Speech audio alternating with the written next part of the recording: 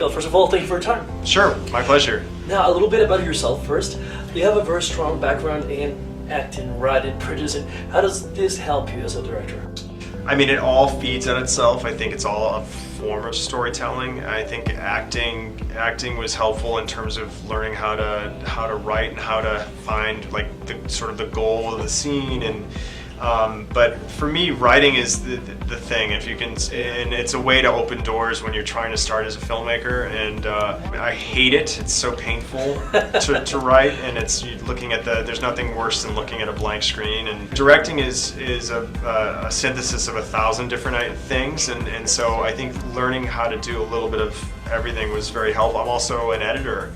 And editing was a great proving ground for learning how to tell a scene, get in late, come out, timing, and what you don't need, because you end up overwriting stuff. So yeah, it's all part of the same kind of bigger process. Editing's tough because sometimes you have to let go of things you love. Yeah, yeah, editing's tough, but it's you see immediate results, whereas like when you're writing and you're in a vacuum of writing, you feel like you can write a script for 3 years sometimes, and it doesn't get made. And at least with editing, you're done and you're trying to make it better. So, yeah.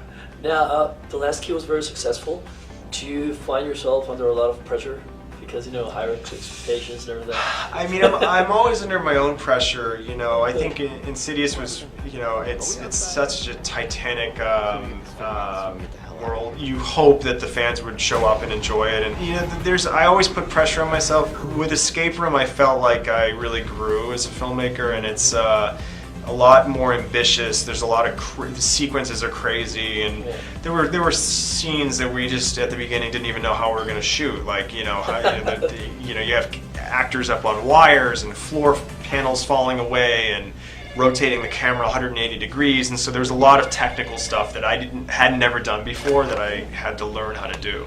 And at the same time, although you're always innovating, one can find like the classical horror recipe here. You have the claustrophobia, the different personalities trying to work together, time-sensitive issues and everything. Yeah. How do you incorporate that into this thing while trying to be innovative? Yeah, I mean, it's always hard. At the end of the day, it's a 10 Little Indians movie. I mean, it's like an Agatha Christie movie, going back to the 40s and stuff, and a bunch of people being brought to an old English manor, and like there's a murder, and then so it's the same idea, but it's it's in a new wrapping, which is these crazy visuals, really tapping into the popularity of escape rooms and why people. For me, it was also just, if I put my producer hat on, it's like I'm competing against massive Marvel movies where you have the beloved franchises, and so for me, I felt like audiences could see even the poster and go, oh, I kind of know what that movie's going to be. Yeah, you have to tap into something familiar for them. Yeah, familiar, and it cuts through a lot of the noise. And having done supernatural movies, I think there's a lot of them right now, and it's like it felt like a new. Just a different kind of breath of fresh air to go do a movie that wasn't.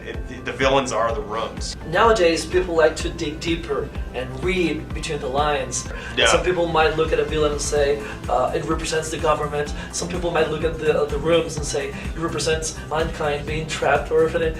Is it that deep? Are you consciously putting some Easter eggs there? Or? I do a little bit of both. I think a lot of times, look, I'm so grateful that fans and viewers will bring to whatever but there's already been an article from the trailer about how I have all of these Masonic images and like, Gnostic images in the movie, and I think subconsciously, because I've studied all that stuff and I like the occult, and I don't like the occult, I think it's bad occult, but yeah, I think subconsciously, like I remember famously when Wes Craven, like, they're like, Freddy's knives, they represent and he was like, no dude, they're just, it's like a bear with a claw, like, but, so it's not conscious necessarily, but I think that, sometimes I do Easter eggs, it depends, it really depends. This idea of the box and the cube, and there's certain images that reveal itself, and only after you've watched the movie and made the movie, you go, oh wow, there's something there, so, depends. Thank you for your time. Oh, my pleasure. Thank you. Thank you.